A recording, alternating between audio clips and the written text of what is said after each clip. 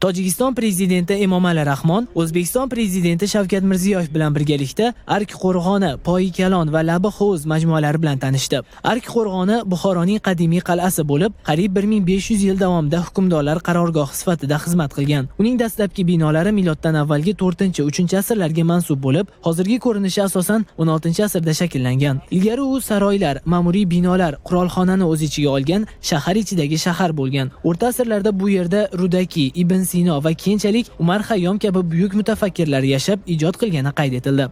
Poyi Kalon majmuasi Buxoroning eng ulug'vor va mashhur me'moriy ansambllaridan biri sifatida katta qiziqish uyg'otdi. U 1127-yilda qurilgan mashhur 45,6 metrli minora, 1514-yilda barpo etilgan va 12 ming kishini sig'dira oladigan jome masjidi, shuningdek islom olamining eng nufuzli ta'lim muassasalaridan biri hisoblangan Mir Arab madrasasini o'z ichiga oladi. Masjid hovlisini o'rab turgan 288 ta gumbazli galereya, yuzlab ustunlar va noyob akustika majmuaga alohida ulug'vorlik bag'ishlaydi.